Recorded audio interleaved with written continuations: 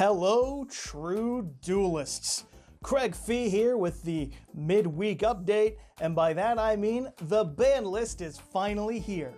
Yes, that's right, for the first time in 2 weeks I finally have a job again, and as such was busy all day, which naturally means that would be the day we got the ban list, wouldn't it? That's right, after the longest format in the game's history, and so much complaining for the ban list that we had reached the point that there were people complaining about the lack of a ban list, Konami finally saw fit to give us the list to fix the format.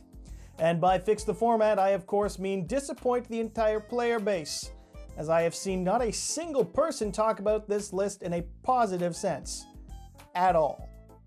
Diving into some of the positives the list provides, what little there are, the banning of Halqifibrax is something most people can agree is better for the game than it is worse. A lot of my decks and yours will need retooling, I'm sure, but it's Halq or like 6 of the tuners that are available in the game, and I do believe that the tuners are healthier for the game than Halq is. Which is a weird sentence to be saying out loud, tuners and healthy. The downside, of course, is it lowers the ceiling for some of the lower tier decks that don't break the card, but as a Mermail player, I can assure you, it's not like they really drop down to be less playable than they already are. The real tragedy is going to be having to learn what to do with the monsters on my board, since Make Halq has been the go-to play for like 2 years now. I don't want to think, I want to duel. As for the other good bans, well, if you ask me, Fairy Tale Snow is a pretty warranted ban. That card has been broken since its limiting, and I won't complain that it's gone. But if you've watched my single card history on the card, I can assure you, I am more than a little bit biased towards Fairy Tale Snow. This is one of 2 hits to Tearlaments on the list alongside Chaos Ruler. The generic level 8 synchro that mills 5 on summon has become an issue. Could you see that coming? I certainly hope so. This is something of a shame on a locals level. My friend's Lightsworn deck was kinda nutty in no small part thanks to this card, but milling has and always will be abusable. This card proves no exception, and Tearlaments exceptionally prove that it is no exception. Meanwhile, Sprite's biggest hit was the banning of Ronin Totem. Yes, that's right, your ultimate rare swap frogs are still playable, there's just a little bit less of a consistent payoff. This hit is, in my opinion, much harsher on Sprite than the 2 bans previously listed were for Tearlaments.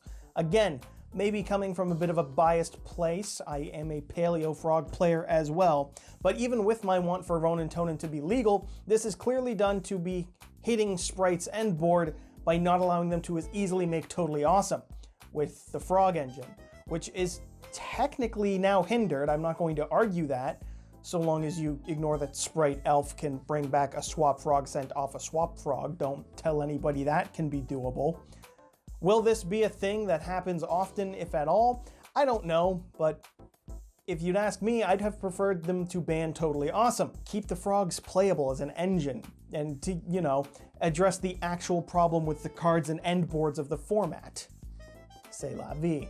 The last ban went to Red Reboot, our most insane answer to trap cards getting banned, meaning we can activate Dimensional Barrier, Anti-Spell Fragrance, and every other floodgate in this game with impunity.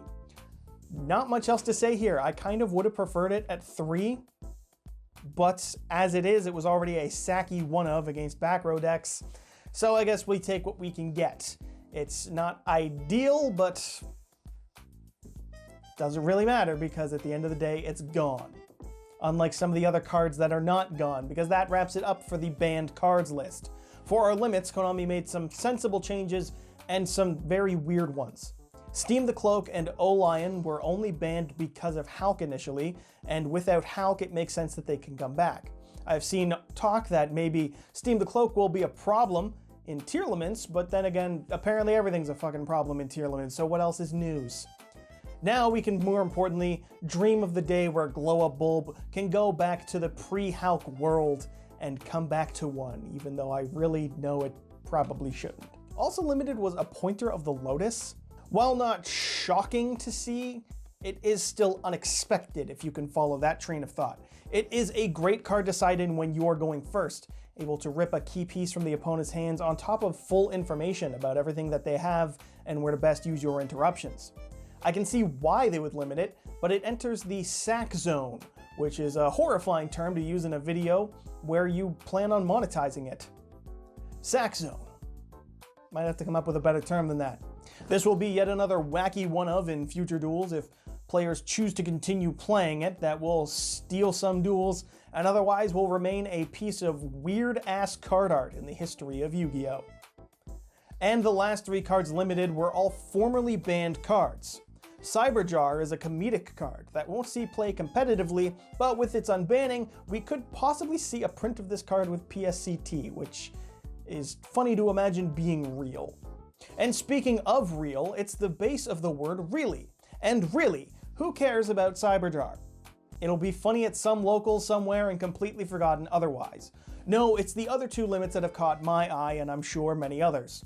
Substitoad is back at 1 with Ronin Toten's banning, and I suppose is only viable to be legal in that exact scenario. I can maybe see this being a problem in some jank FTK strategies as a means to heavily thin out the deck, but otherwise I'll be curious to see what's done with this card, if anything. Because I'm not gonna lie, I only see this thing as an FTK thing, somehow even with Ronin Toten now gone. The last limiting was of Spellbook of Judgment.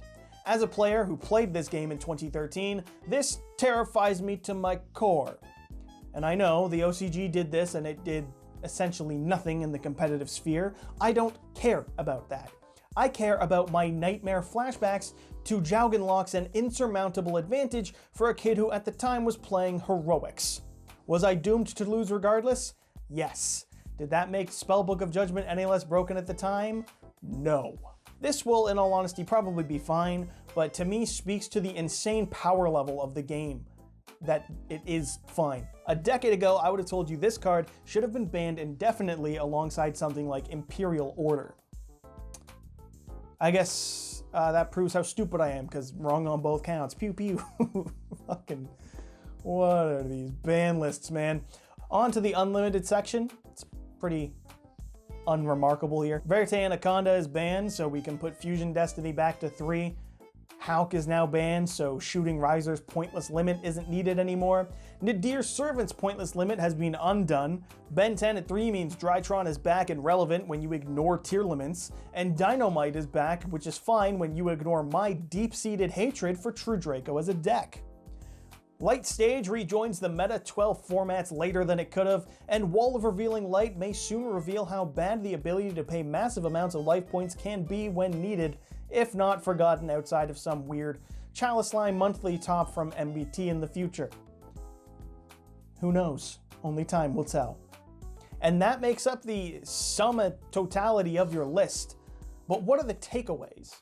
Well, besides the obvious that Konami has confirmed the ideal number of desires to play is 2 copies. Oh, and the obvious lack of Mystic Mine. And that's just the easy targets to complain about.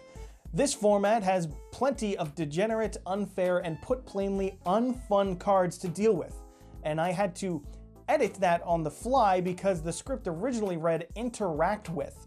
And I don't think there's no interaction with some of these cards. Anti-Spell Fragrance is Imperial Order where it matters at the top tables.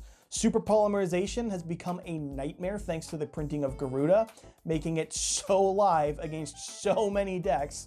Artifact Scythe is still out there, just waiting till it can be abused again, which it most certainly will be. That is an assured fact of when, not if. And of course, the YCS winning and gameplay ruining card itself, Mystic Mine. Like I just said, it won a YCS, it won a Nationals if I'm not mistaken, and it's even seen in non-burn strategies like in the Exosisters top that just won YCS Niagara. Not to mention Tearlaments, the current best deck objectively when you take a look at the top tables and the number of tops that the deck is getting has been effectively untouched. Yes, Fairy Tail Snow and Chaos Ruler are gone, but the entire core engine is fine.